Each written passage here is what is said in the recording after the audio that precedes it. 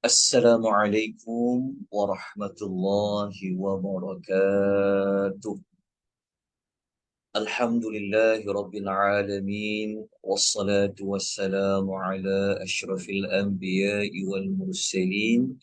Wa ala alihi wa sahbihi ajma'in. Allahumma salli wa sallim ala nabiyyina Muhammad. Wa ala alihi wa sahbihi ومن تبعهم بإحسان إلى يوم الدين أما بعد. Tuan-tuan dan puan-puan rahimani wa rahimakumullah, muslimin dan muslimat yang Allah rahmati lagi Allah kasih sekalian. Pertama dan selama-lamanya kita mengucapkan rasa syukur yang tidak terhingga kepada Allah. Malam ini yang seperti yang dijadualkan, yang kita rancang, kita akan berusaha menjejaki 25 Rasul, yang mana kita sedang menjejaki kisah Nabi Allah Sulaiman alaihi salatu wassalam, yang mana pada malam ini adalah merupakan episod yang ketiga bagi kisah Nabi Allah Sulaiman alaihi salatu wassalam. Okey. Namun begitu, kalau kita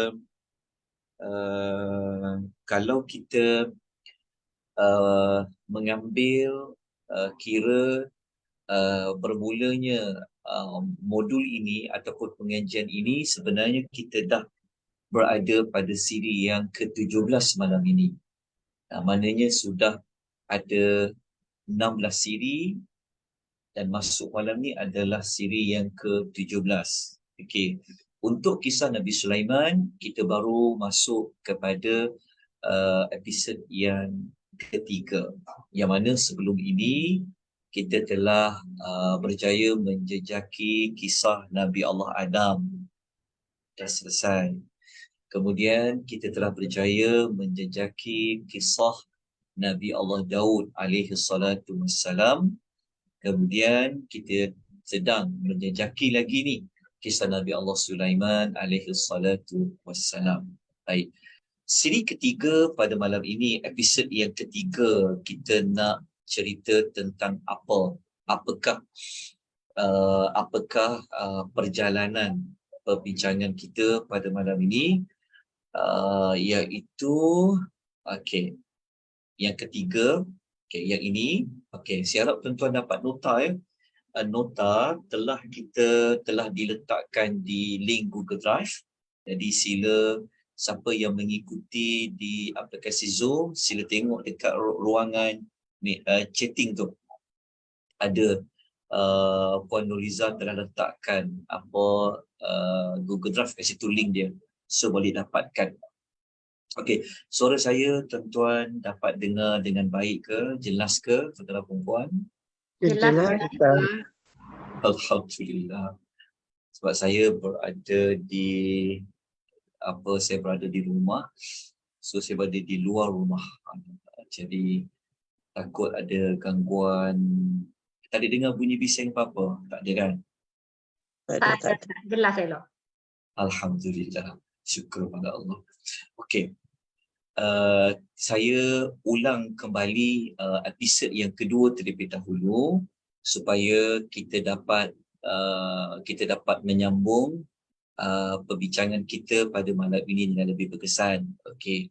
Kalau kita ingat lagi episod yang kedua, iaitu pada minggu lepas, kita telah ceritakan bermula daripada Nabi Allah Sulaiman alaihi salatu wassalam telah diuji oleh Allah, tidak mendapat seorang anak yang sempurna pun yang boleh dijadikan sebagai tentera. Disebabkan Nabi Allah Sulaiman terlupa untuk mengucapkan insya-Allah. Selepas peristiwa itu, Nabi Allah Sulaiman beristighfar kepada Allah, memohon keampunan kepada Allah. Dalam masa yang sama, beliau telah meminta kepada Allah agar diberikan satu kerajaan yang luas, satu kerajaan yang besar, dan kerajaan itu tidak ada ataupun tidak ada mana-mana manusia selepas beliau yang akan mendapat kerajaan seperti beliau. Alhamdulillah, Allah telah kabulkan doa Nabi Allah Sulaiman alaihi salatu wassalam, menunjukkan bahawa tidak menjadi satu kesalahan untuk meminta kepada Allah kerajaan yang luas dan besar. Kerana Nabi Allah Sulaiman alaihi salatu wassalam bukan kerana dia suka kepada dunia, tetapi beliau apabila kerajaannya luas, maka jajahannya besar, maka rakyatnya banyak. Maka apabila rakyatnya banyak, jajahannya besar, maka beliau gunakan kesempatan itu untuk mengajak manusia kepada beriman kepada Allah Subhanahu wa taala. Kemudian kita telah pun diberitahu oleh Allah, Allah memberitahu secara spesifik apakah di antara bentuk kerajaan Nabi Allah Sulaiman itu. Nabi Allah Sulaiman, beliau dikurniakan oleh Allah mengarahkan angin yang bertiup, sama ada bertiup perlahan ke, bertiup kencang ke mana sahaja yang Nabi Sulaiman inginkan. Kerana angin yang bertiup ini dikaitkan dengan hujan. Jadi Nabi Allah Sulaiman alaihi salatu wassalam, beliau tidak perlu bimbanglah dari sudut hujan akan turun, kerana beliau boleh mengarahkan hujan, boleh mengarahkan angin ke mana saja yang beliau kehendaki. Kemudian Allah juga telah menyebutkan antara perkara lain Nabi Allah Sulaiman ini, Allah memberikan kuasa kepada beliau untuk menguasai mana-mana para jin. Sama ada jin tu jin Islam ataupun jin itu bukan Islam, yang digelar dengan istilah syaitan. Okey. Episod yang kedua, kita belum dapat mengetahui dengan lebih lanjut apa yang para jin dan syaitan-syaitan ini lakukan untuk Nabi Allah Sulaiman alaihi salatu wassalam. Okey. Untuk maklumat itu, insya-Allah malam ini kita akan menjejaki perbincangan lanjut tentang Nabi Allah Sulaiman. Baik. Episod yang ketiga malam ini kita akan bermula dengan menjejaki dengan lebih mendalam apakah pekerjaan yang dilakukan oleh para jin terhadap Nabi Allah Sulaiman alaihi salatu wassalam. Episod kedua kita tahulah sedikit kan, ada yang digunakan untuk apa? Ada yang digunakan untuk menyelam. Itu kita dah ceritakan. Jadi malam ni kita akan lihat lagi apa yang dilakukan oleh para jin itu. Kemudian kita akan meneruskan jejak kita dengan membincangkan tentang Nabi Allah Sulaiman alaihi salatu wassalam telah menambah baik Masjidil Aqsa. Kenapa kita kata menambah baik? Kata kajian Dr. Salah Abdul Fattah Al-Khalidi mengatakan bahawa permulaan Masjidil Aqsa ini dia telah dimulakan oleh Nabi Allah Ibrahim alaihi salatu wassalam. Kerana dalam sejarah memang Nabi Allah Ibrahim telah berhijrah daripada Iraq, beliau masuk ke bumi Palestin dan beliau menetap di situ. Sarah pun, isteri beliau yang kedua itu pun dibawa masuk ke Palestin. Dekat situ lahirnya Nabi Allah, lahirnya anaknya Nabi Allah Ishaq, lahirlah Nabi Allah Yaqub dan berikutnya. Okey, kemudian Nabi Allah Sulaiman, beliau merupakan orang yang Rasul yang dikatakan yang terlibat dalam menambah baik Masjidil Aqsa. Okey. Kemudian seterusnya kita akan menjejaki bagaimana Nabi Allah Sulaiman berjalan mengerahkan tentera-tenteranya. Siapakah tentera Nabi Allah Sulaiman? InsyaAllah malam ini kita akan bincangkan Dan kita akan sampai kepada penghujung jejak kita malam ini adalah bagaimana Nabi Allah Sulaiman berdialog dengan salah satu tenteranya, iaitu yang terdiri daripada burung Hudhud. Ada satu peristiwa yang menarik yang telah dilaporkan oleh burung Hudhud kepada Nabi Allah Sulaiman alaihi salatu wassalam. Baik. Keempat-empat perkara ini semuanya ada ayat rujukan, cuma satu sahaja, iaitu penambahbaikan Masjid Al-Aqsa. Ia akan dirujuk kepada hadis Nabi sallallahu alaihi wasallam. Baik, kita mulakan tentang perkara pertama, apakah khidmat yang dilakukan oleh para jin. Okey. Sebelum itu, tuan-tuan puan rahimani rahimakumullah, khidmat para jin. Kejap. Oh, ya, saya tulis tajuk sumber tenaga yang banyak kan. Okey, yang ni sekejap ya, saya nak ubah sikit saja sebab tajuk ni macam tak kena saya tulis kat situ. Sekejap ya. Para jin berkhidmat kepada Nabi Allah Sulaiman, sumber tenaga yang banyak. Okey, sekejap ya. Khidmat para jin kepada Nabi Sulaiman. Tuan-tuan betulkan sikit ya. Dekat maklumat dalam nota tu. Okey, tak apa. Dia tak ada salah apa pun. Cuma saya nak lebih spesifik sekejap ya. Mohon ampun. Sekejap ya. Sekejap.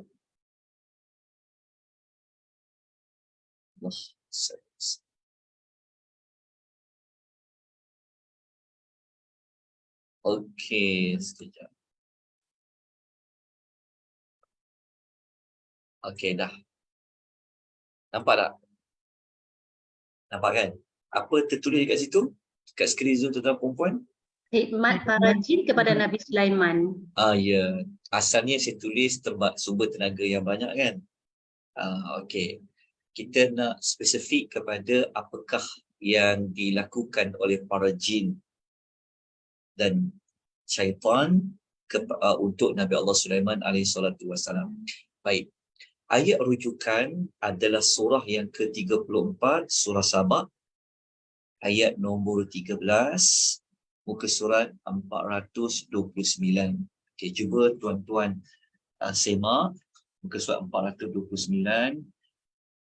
Betul ke ayatnya adalah ayat yang ke-13 dalam surah Sabah? Okey, kalau saya semak dekat sini memang benarlah. Betul, Ustaz. Okey. Tengok dekat surah Sabah ni, kita sambung tengok ayat dia. A'udzubillahi minasyaitonir rajim. Ya'maluna lahu ma yasha'u min mahariba wa tamathila wa jifanin kal jawabi wa qudurir rasiyat. Okey. Dalam ayat ini Allah Subhanahu wa taala menyebutkan sekejap ya, ayat nombor 13 ya.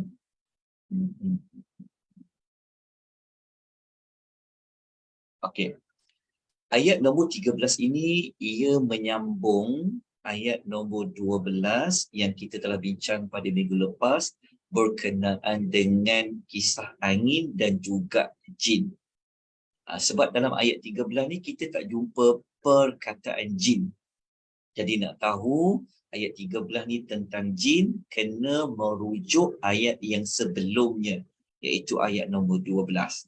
Jadi ayat 13 ini ayat yang menyambung kepada apa yang dibincangkan pada ayat yang ke-12. Sebab tu dekat dalam terjemahan itu ditulis dengan golongan jin.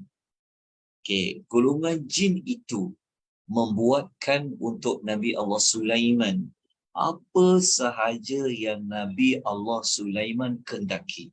Apa saja Nabi Allah Sulaiman perintahkan, mereka kena lakukan. Okey, apa di antara yang mereka kena buat? Iaitu mahariba, iaitu bangunan-bangunan yang tinggi. Okey, ada yang ada mengatakan mahariba ni dia macam perkataan mihrab lah. Dia seperti perkataan mihrab. Jadi bilangan banyaknya adalah mahariba. Tapi terjemahan kita tulis bangunan yang tinggi. Okay. Untuk lebih jelas lagi, mungkin kita boleh letakkan dekat bangunan-bangunan tinggi tu adalah seperti tempat ibadah. Boleh letak kat situ. Bangunan yang tinggi tu maksudnya dia merujuk kepada tempat-tempat untuk beribadah. Dia boleh masuk dua lah. Maksud dia bangunan-bangunan tinggi tu dia boleh merujuk kepada tempat-tempat untuk dijadikan pasal tempat ibadat sebab dia dekat dengan perkataan mihrab. Mihrab, dan juga boleh juga diletakkan ia seperti bangunan-bangunan tinggi lah. Dua-dua tu boleh digunakan dalam tafsiran maharib. Okey, apa yang kita tafsirkan ini disebutkan oleh Imam Qatadah. Seorang tabi'in namanya Qatadah mengatakan maharib ni dia boleh diterjemahkan dengan al-qusuru wal masajid, bangunan-bangunan tinggi dan juga masjid-masjid, pusat ibadat lah. Okey, wat tamathil iaitu patung-patung. Patung-patung ni dibuat daripada apa? Bangunan-bangunan tu dibuat daripada apa? Ia ada dikaitkan dengan, ingat lagi tak, sebelum ini Allah telah memberikan sumber tembaga yang banyak pada zaman Nabi Allah Sulaiman alaihi salatu wassalam. Maka pada ayat ini kita mendapati di antara yang digunakan dalam mungkin membuat bangunan, membuat patung-patung ini digunakan juga tembaga-tembaga itu.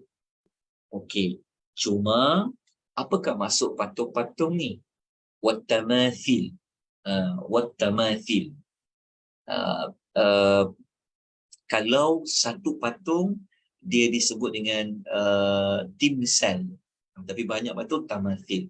Okey, kalau nak untuk lebih kita kata apa, tidak mengelirukan, sebab mungkin nanti akan ada orang kata takkan Nabi Sulaiman dia buat patung-patung. Patung-patung ni kalau kita baca patung ni maksudnya yang sesuatu yang boleh digambarkan lah.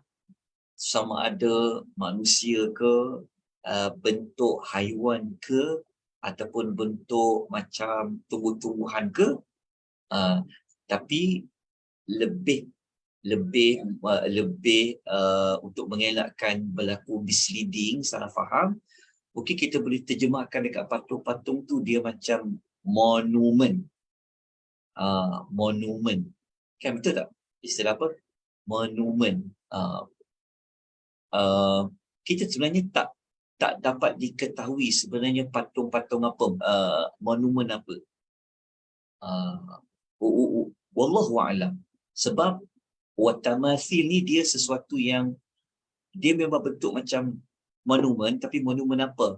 Gambar monumen bentuk orang ke, bentuk haiwan ke, bentuk tumbuh-tumbuhan ke, tapi sudah pasti ia bukan patung-patung yang digunakan untuk penyembahan lah. Mustahil bagi Nabi Allah Sulaiman. Tapi adakah patung-patung monumen ini boleh dibuat? Ini adalah syariat yang lama, berbeza dengan syariat daripada zaman kita. Okey. Kemudian yang ketiga, mereka juga buat wajifanin kal jawabi, pinggan hidangan yang besar sebesar kolam.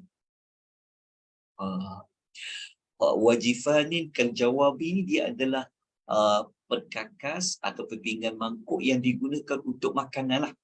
Tapi dia punya besar tu sebesar kolam.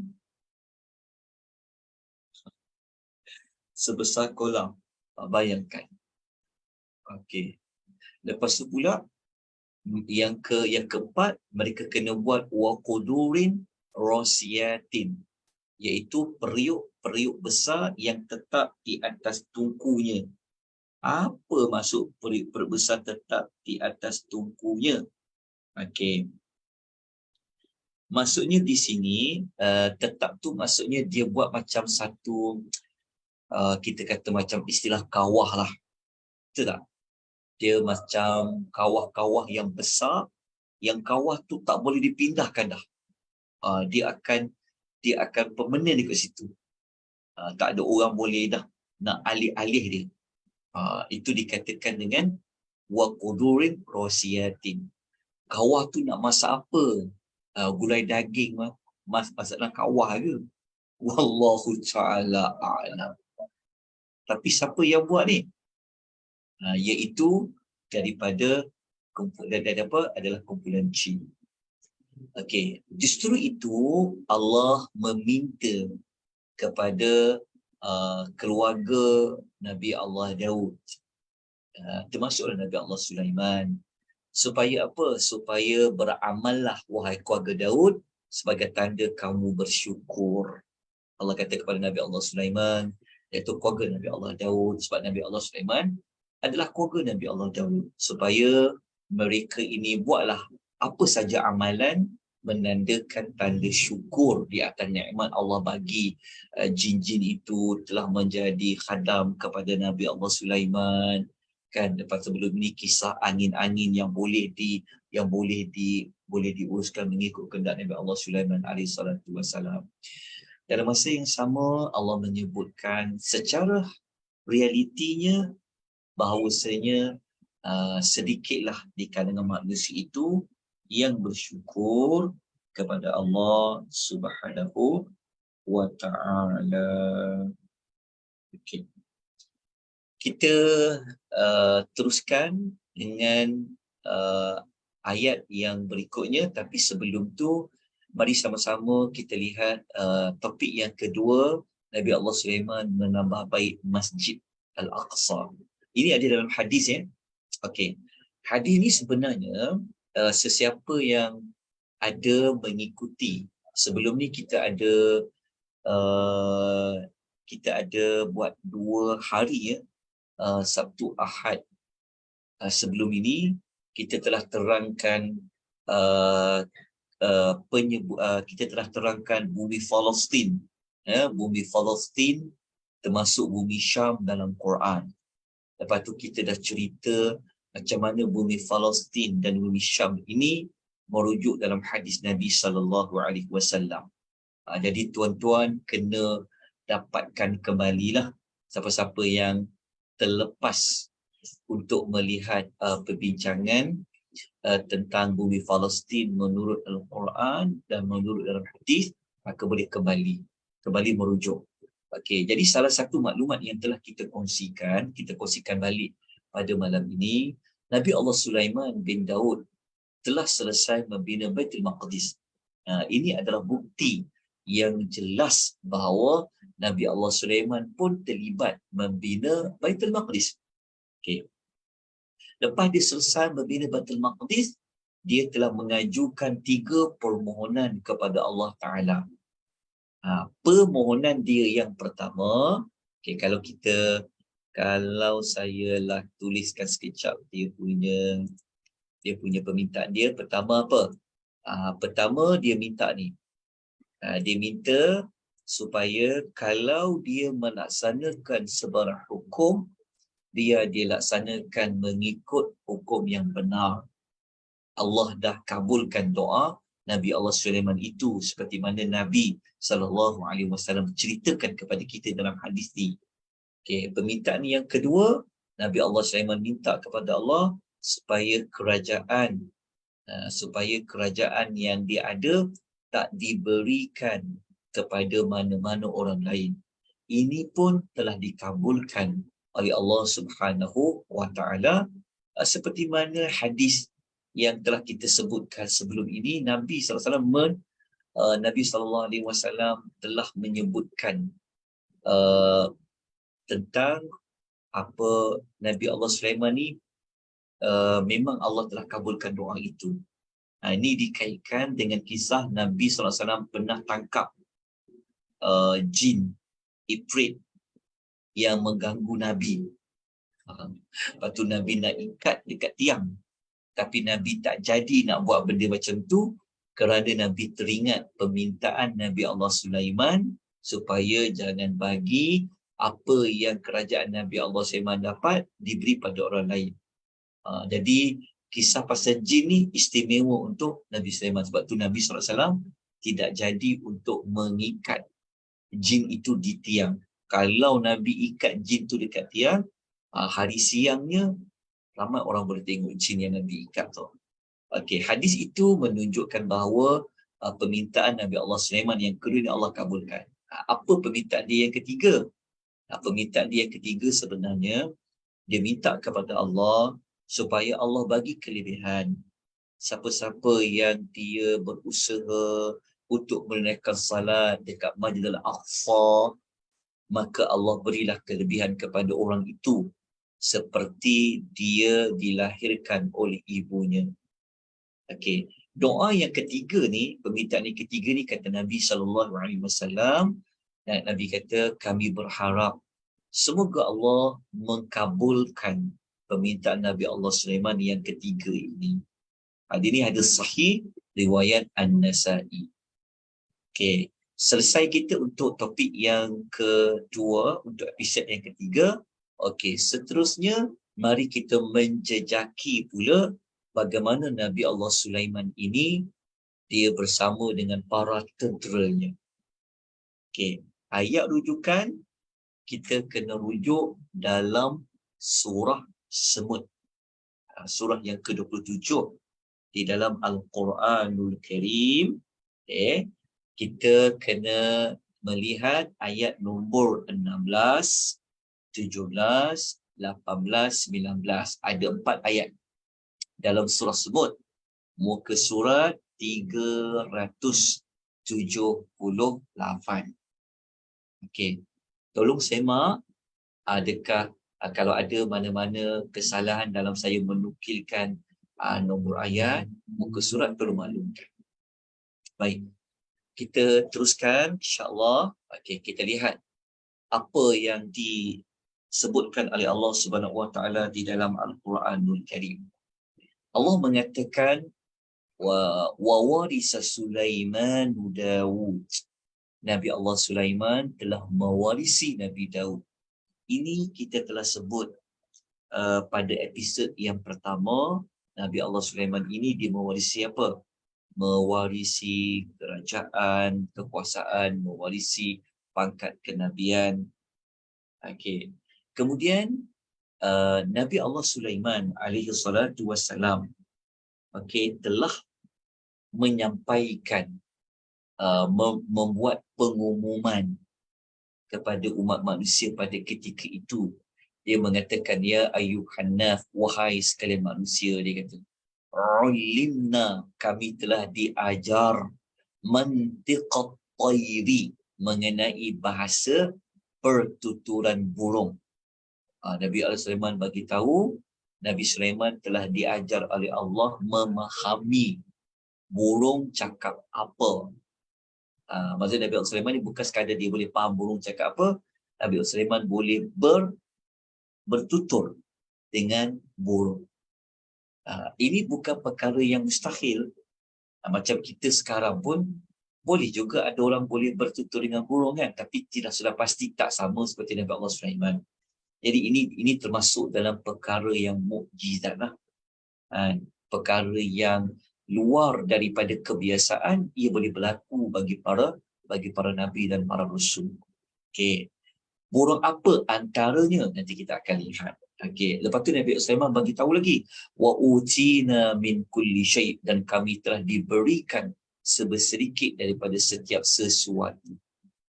Maksudnya Nabi Sulaiman ni Apa yang dikehendaki Allah ada gunakan kepada baginda alaihi salatu wassalam. Lepas tu Nabi Allah SAW mengatakan inna hadza lahuwal fadlul mubin. Sungguhnya semua ini adalah kurniaan dari Allah yang sangat jelas. Okay, maklumat ni senang je untuk difahami. Okey. Kemudian kita kena lanjutkan ayat nombor 17. Apabila kita baca ayat yang ke-17, Nabi Allah Sulaiman, Allah menceritakan wa husyira li Sulaimana, dihimpunkan bagi Allah Sulaiman junuduhu, bala tenteranya ataupun tentera-tenteranya. Siapa dia? Minal jin, iaitu daripada jin. Okey. Wal insi, ada juga daripada kalangan manusia. Wal tayri, juga daripada burung. Fahum yuza'una, lalu mereka itu disusun, diatur perjalanannya masing-masing. Yuza'un ini ia boleh merujuk kepada pentafsiran Nabi Allah Sulaiman aturkan mereka, dia punya barisan dia, mana yang ke depan, mana nak ke belakang, itulah makna yuza'un. Jadi kita dapat maklumat tentera dia siapa?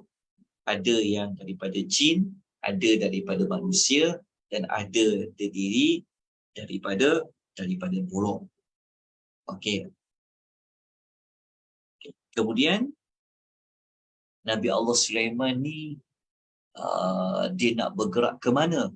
Okey, apa dia buat lagi? Okey, kita baca ayat nombor 18. Allah Subhanahu Wa Taala berfirman, ayat nombor 17,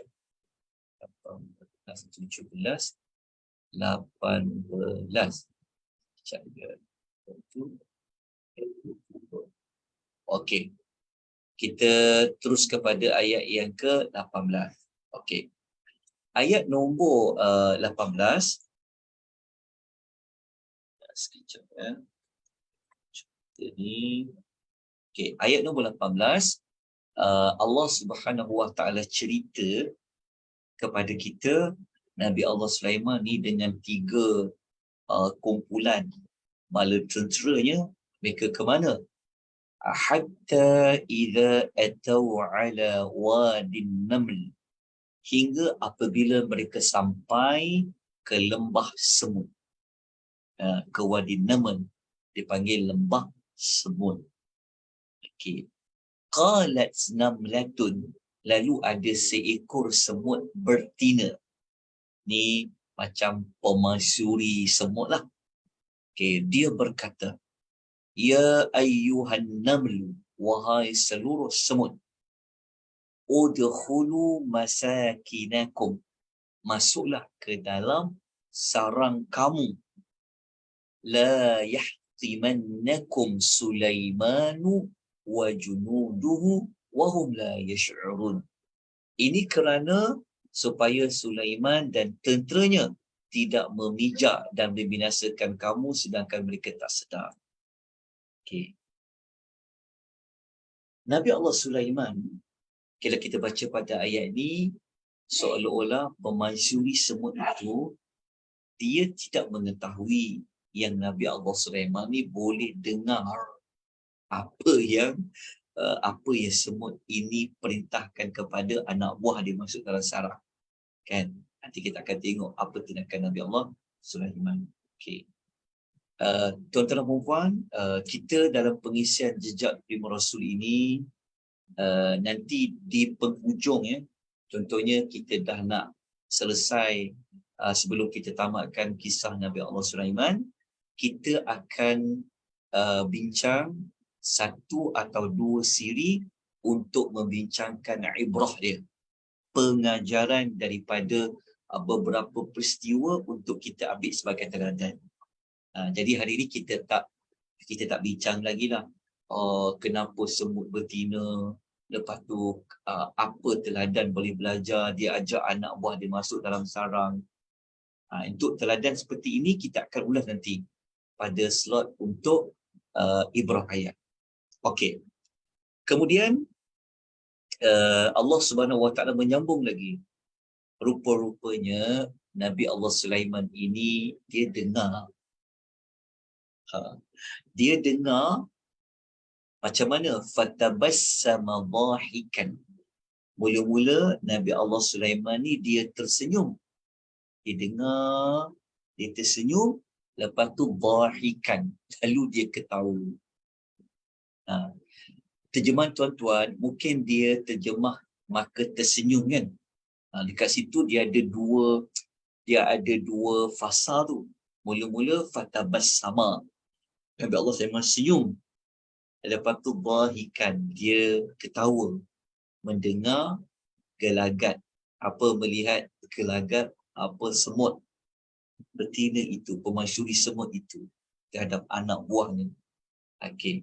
Lepas tu Nabi Allah Sulaiman terus berdoa kepada Allah, wa qala rabbi auzi'ni an ashkura ni'mataka allati an'amta 'alayya. Lalu Nabi Allah Sulaiman berdoa terus kepada Allah.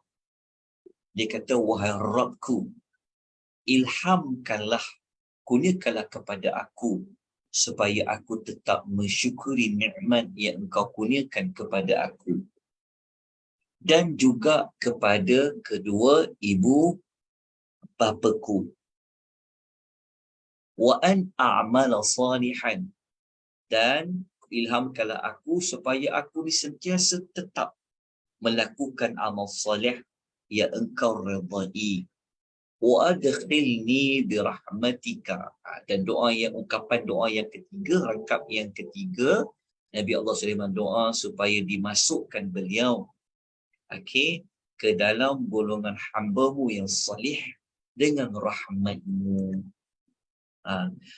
Ini adalah di antara doa untuk menjadi seorang hamba yang bersyukur kepada Allah. Boleh juga doa untuk kita tetap menjadi manusia yang melakukan kebaikan. Okey. Doa ini dia merujuk kepada bagaimana pentingnya diletakkan oleh Allah, ditempatkan oleh Allah bersama dengan orang-orang yang salih. InsyaAllah dia punya teladannya kita akan bincang nanti pada slot untuk bincang teladan saja. Sekarang kita ambil waktu untuk menjejaki dengan lebih mendalam perjalanan hidup Nabi Allah Sulaiman. Okey. Kemudian kita nak teruskan dengan peristiwa Nabi Allah Sulaiman dengan buruk Uhud. Okey. Yang ini kita masih lagi merujuk surah yang sama, iaitu surah apa? Iaitu surah Semut. Ayat 20, lebih kurang 7 ayat kan? 20, 21, 22, 23, 24, 25, 26. Ada 7 ayat. Okey, muka surat 378 sehingga muka surat 379. Cuba tuan-tuan buat semakan, betul ke senarai ayat yang saya nyatakan maklumat ayat itu? Betul, Ustaz. Okey. Betul. Alhamdulillah. Okey, kita tengok ceritanya. Okey. Saya terus buka. Okey. Sekejap ya.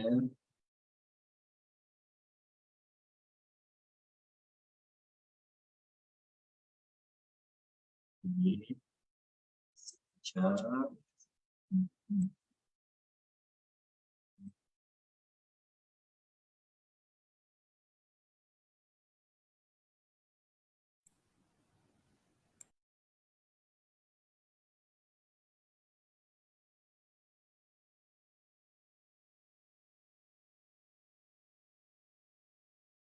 Okay.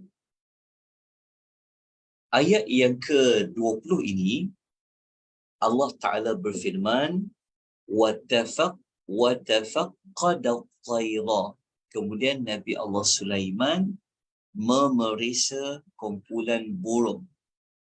Faqala, lalu dia berkata, dia bertanya, ma liya la aral hudhuda am kana minal ghaibin. Okey. Peristiwa ini, tuan-tuan dan puan rahimani wa rahimakumullah, adalah kalau kita ikut susunan ayat dalam surah An-Naml, ia berlaku selepas peristiwa mereka lalu dekat lembah Semut tadi. Okey.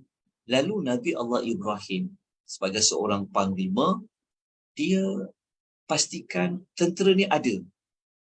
Maka ketika dia periksa, dia dapati burung Uhud tidak ada di dalam kelompok bala tenteranya. Okey.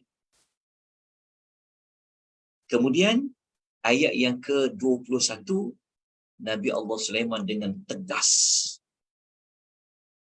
beliau mengatakan, la u'adzibannahu 'adzaban syadidan. Sesungguhnya aku akan siksa dia dengan siksaan yang paling dahsyat. Okey. Yang ini merujuk kepada Nabi Allah Sulaiman akan siksa burung Uhud itu dengan siksaan yang taklah sampai mati, tapi siksaan yang boleh yang sangat dahsyatlah. Okey, bentuknya bagaimana wallahu taala alam. Allah tak menceritakan kepada kita, dalam hadis pun tak cerita macam mana Nabi Allah Sulaiman nak azab burung tu. Okey, au la azbahannahu, ataupun kata Nabi Allah Sulaiman akan ambil tindakan sembelih dia. Maksudnya bunuh atau lah burung tu kalau ada sembelih kan. Au la ya'tiyanni bisultanin mubin, kecuali jika burung itu bawa kepadaku alasan yang jelas. Okay. Nabi Allah Sulaiman ni, inilah yang kita akan bicarakan nanti dekat dia punya pengajaran dia, yang mana Nabi Allah Sulaiman ni seorang yang tegas. Okey, kita pun tahu sebelum ini pada ayat dan yang kita belajar sebelum ni, ayat yang semua yang Allah telah tundukkan kepada Nabi Allah Sulaiman kena ikut juga Nabi Allah Sulaiman. Kan?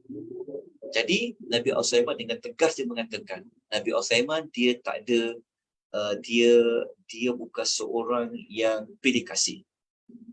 Okey. Nabi Allah Sulaiman tanya, lepas tu Nabi Allah Sulaiman mengemukakan hukuman yang nak diberikan. Dan Nabi Allah Sulaiman memberikan peluang untuk burung Uhud itu mengemukakan sebab kenapa dia tidak ada kat situ.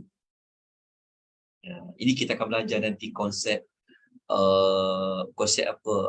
beri warning kan, macam orang tak datang kerja. Kita jangan terus buang dia. Betul tak? Jadi kita ambil peluang dulu, tanya dekat dia. Kenapa tak datang kerja ni? Kan?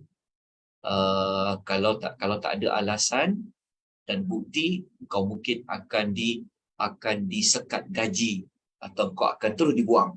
Ini kita akan ambil aplikasi teknik Nabi Allah Sulaiman ni kepada cara kita menguruskan organisasi.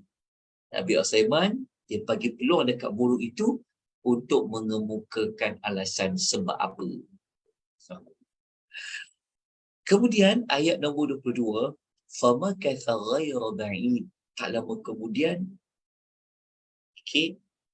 datanglah burung itu. Ini menunjuk kenapa ada perkataan ghayra ba'id, maka tidak lama kemudian tu maksud dia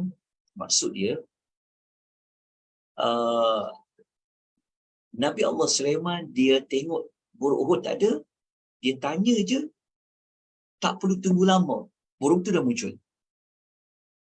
Okey, burung tu muncul. Maksudnya Nabi Sulaiman tak perlulah tunggu sampai contohnya berjam-jam mana burung ni tak sampai ni. Kan? Kalau kita baca pada ayat ni seolah-olah macam tak lama, burung tu terus muncul. Nabi Sulaiman tanya, mana burung Uhud ni? Kan? Tak kemudian dia muncul. Lalu burung itu dia melaporkan kepada Nabi Allah Sulaiman. Dia kata ahadtu bima lam tuhid bihi wajituka min saba'in binaba'in yaqin. Lalu Nabi Sulaiman kata, burung tu kata kepada Nabi Allah Sulaiman, aku tahu sesuatu yang kau tak tahu lagi, dan aku nak laporkan kepada engkau tentang ada satu negeri Sabak, satu berita yang sangat penting, satu berita yang boleh diyakini.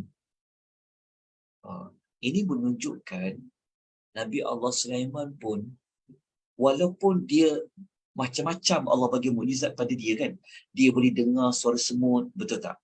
Dia boleh bercakap, boleh faham bahasa burung, tapi Nabi Sulaiman pun tak tahu mana burung Uhud tu pergi, betul tak? Menunjukkan ada juga beberapa ruang Nabi Sulaiman dia tak tahu, kalau Allah tak bagi tahu, tapi burung ni tahu. Tentang apa? Okey, burung, soalan macam ni, burung ni dia kemukakan, dia macam dia nak kemukakan alasan lah kenapa dia tak ada masa Nabi Allah Sulaiman buat pemeriksaan bala tentera dia. Dia seolah macam burung tu cakap secara verbal lah, cara verbal lah. Nanti kita akan tengok Nabi Allah Sulaiman ni dia terima tak bulat-bulat alasan yang dibawa oleh burung tu. Ini teknik yang kita kena belajar dalam meverifikasikan mana-mana alasan yang diberikan. Macam kita tanya, kenapa tak datang semalam? Saya ni bos, nenek saya ni meninggal. Contoh kan. Atau kita kata, ada keluarga saya meninggal ni. Adakah boleh diterima secara lisan saja? Seperti mana burung ini nak kata pada Nabi Allah Sulaiman. Yang ni kita akan bincangkan. Kita akan jumpa ayat dia nanti. Okey. Kemudian burung tu kata, dia cerita ni, dia kata, inni wajadtu imra'atan. Sebenarnya, okey, burung tu pergi mana tadi? Dia pergi ke negeri Sabak. Sabak tu kat mana? Sabak tu dekat Yaman. Cepatnya burung tu pergi. Kan? Yaman tu jauh tau. Berdekat, kalau di Palestin nak pergi ke Yaman tu dekat 2000 km, macam jauh lah. Kenapa burung ni cepat je dia pergi? Lepas tu Nabi Sulaiman tanya, tu dia ada. Yang ini kita tidak mengetahui berapa kecepatan burung tu pergi dekat Sabak negeri Yaman tu. Benda perkara-perkara macam ni Allah je yang maha mengetahui kan. Okey, dia cerita kat burung Nabi Sulaiman, sebenarnya aku jumpa dekat Sabak tu ada seorang wanita tamlikuhum, yang menjadi queen, menjadi pemerintah, wa utiyat min kulli syai'in wa laha arsyun azim, dan dia ni pula dianugerahkan oleh Allah macam-macam, dan dia mempunyai satu singgasana yang besar. Arsyun ni adalah singgasana. Maksudnya ada seorang perempuan yang menjadi raja kepada manusia ketika itu, yang dia ini ada macam-macam Allah bagi kepada beliau, dan dia ada singgasana yang cantik, singgasana yang megah. Okey. Kemudian burung tu cakap apa lagi? Dia kata, wajadtuha, aku juga nampak, aku dapati kan, aku dapati pemaisuri tu, Ratu Sabak tu, wa qaumaha, dan kaum dia ni, yasjudu lisyamsi, mereka menyembah matahari lah, yang mana mereka menyembah min dunillah, selain daripada Allah. Maknanya burung tu kata, raja perempuan tu, pemaisuri tu, Ratu Sabak tu dengan kaum dia pergi menyembah, bukan menyembah Allah, tapi menyembah matahari pada zaman itu. wa zayyana lahumus syaitan. Rupa-rupanya syaitan telah menjadikan perbuatan menyembah matahari tu tak jadi masalah apa-apa.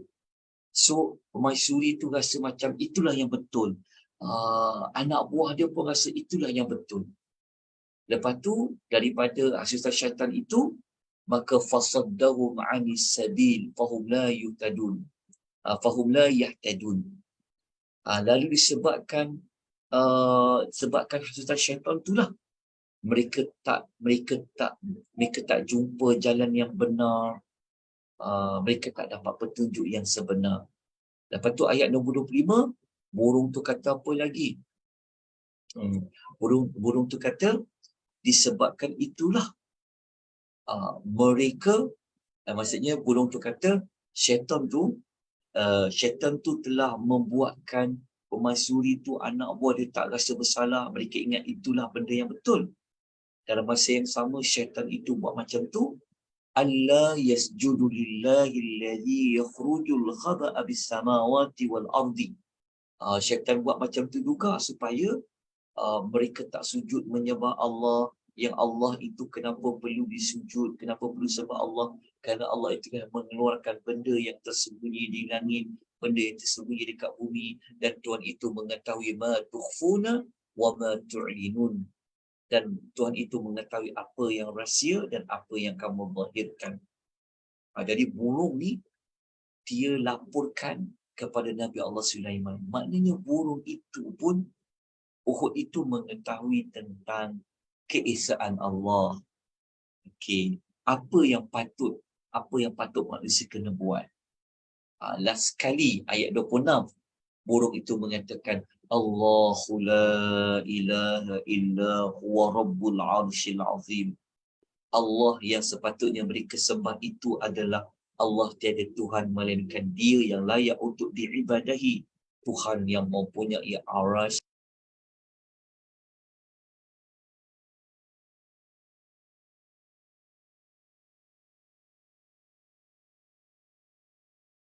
Ustaz mute, Ustaz.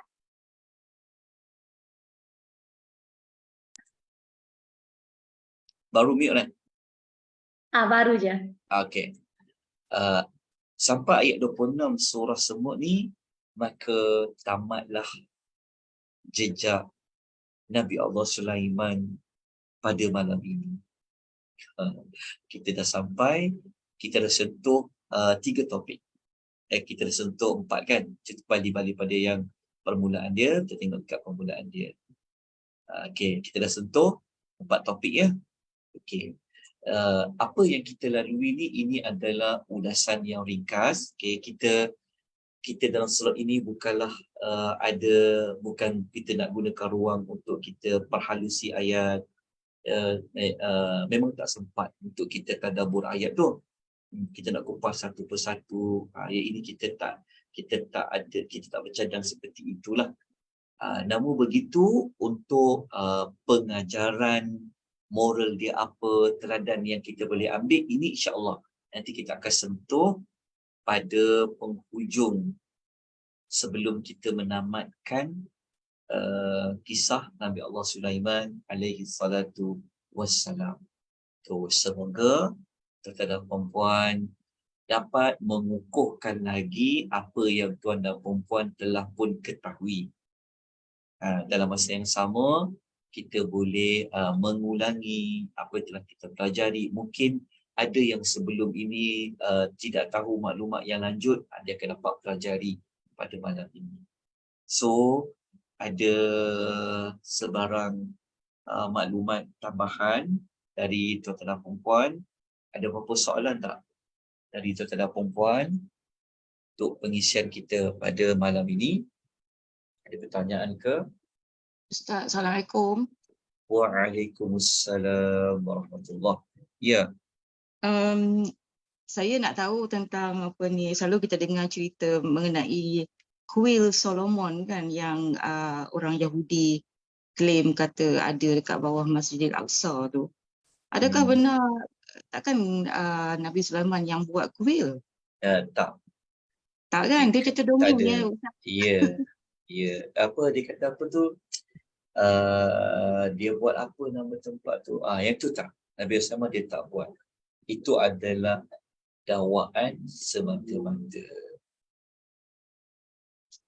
Okey, tak apa. Ah, Terima kasih.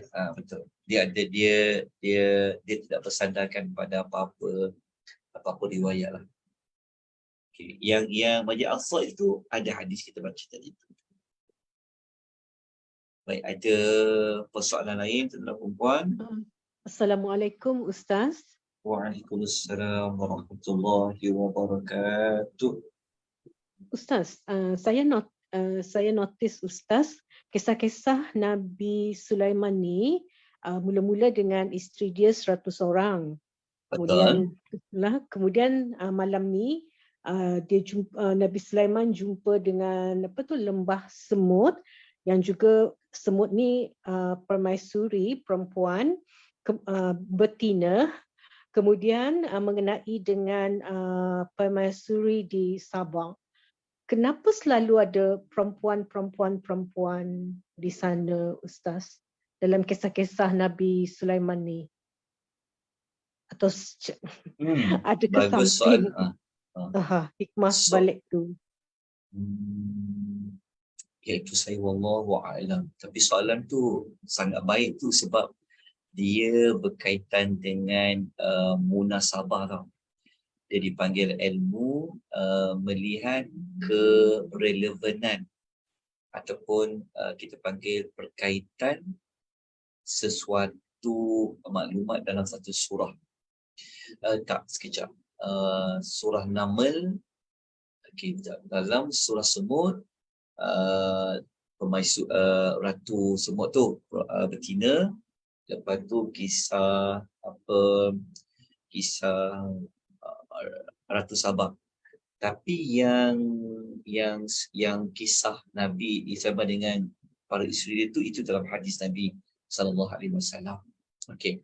Setakat ini saya wallahu taala alam tak dapat nak memberikan jawapan kemunasabahan berkaitan kisah perempuan dalam kisah Nabi Allah Sulaiman tu. Saya tidak ada ilmu untuk menerangkan berkaitan dia. Yang tu saya wallahu ta'ala a'lam. Saya tidak ada ilmu. Tapi kalau tuan-tuan ada jawapannya, mungkin boleh kongsikan. Kalau maklumat seperti dalam surah pasal perempuan ni, kalau macam dalam surah macam dalam surah At-Tahrim, kita bolehlah dapatkan isyarat dia. Macam dalam surah Tahrim tu kan ada cerita 2 orang perempuan, suami dia Nabi, iaitu isteri Nabi Lut, isteri Nabi Allah Nuh.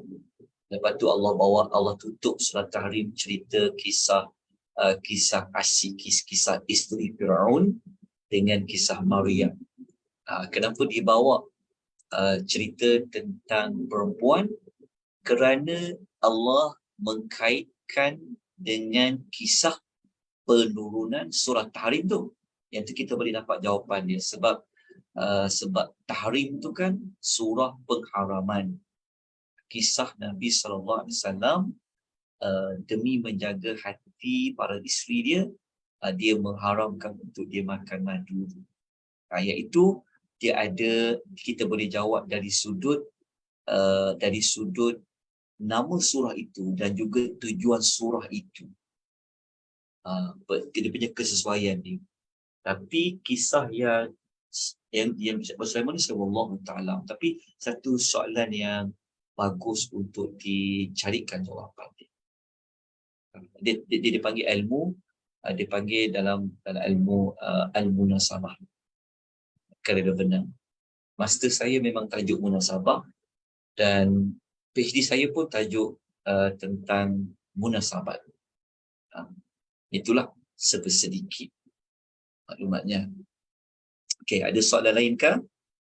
Terima kasih Ustaz. Lagi satu Ustaz, mengenai dengan pinggan-pinggan hidangan yang sebesar kolam serta periuk-periuk besar. Adakah kaum Nabi Sulaiman ni memang berbadan besar ke Ustaz? Sebab tu dia orang perlukan pinggan-pinggan yang besar ni. Kalau kita maksudnya kalau kita kaitkan dengan dengan peralatan tu, isyarat dia, clue dia menunjukkan ada berkaitan lah. Kalau pinggannya besar, siapa yang besar tu? Kan? Mungkin dari sudut sahihnya besar dan sebagainya. Cuma secara pastinya wallahu ta'ala a'lam. Kita tak tahu sebenarnya pinggan besar tu untuk siapa. Kita tak dapat untuk jelaskan. Kerana apa? Ini dipanggil maklumat yang Allah tidak jelaskan, ataupun istilah dia yang dalam bahasa Arab dipanggil al-mubhamat. Al-mubhamat maksudnya perkara-perkara yang tidak dijelaskan oleh Allah tentang makna yang sebenar.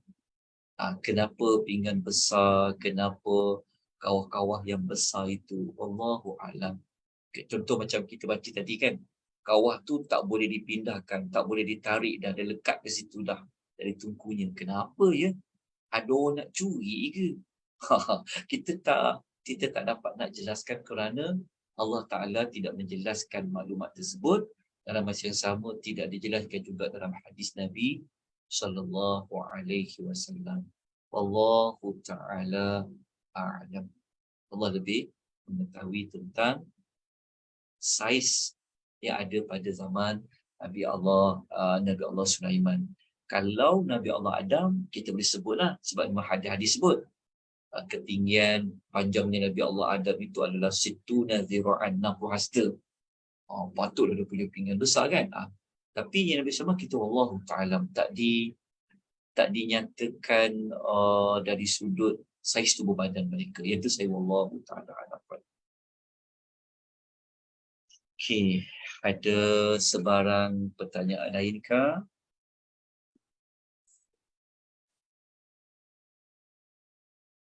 Okey, kalau tiada persoalan, insya-Allah kita bertemu lagi minggu depan, hari Jumaat. Kita masuk kepada episod yang keempat, insya-Allah. Jadi pastikan tuan-tuan ada nota yang telah diberikan, sebab tuan-tuan perlu maklumat itu untuk melihat kronologi dia, sambungan daripada satu kisah kepada satu kisah, insya-Allah. Kalau tuan-tuan ada ke lapangan, esok pagi jam 10.30 pagi, kita akan sama-sama menambahkan maklumat berkenaan dengan Yahudi di dalam menurut Al-Quranul Karim. Kita akan masuk kepada siri yang ke-7. InsyaAllah esok pagi 10.30 pagi, insyaAllah. Terima kasih banyak-banyak kepada semua tuan-tuan dan puan di atas usaha yang telah diberikan, komitmen tuan-tuan dan puan, apa sahaja, sama ada sumbangan yang tuan-tuan lakukan secara rasmi dan tidak rasmi, apa sahaja, semoga Allah memberikan ganjaran yang banyak di sisinya, dan semoga Allah memberkati kita semua. Barakallahu fiikum, hayakumullah.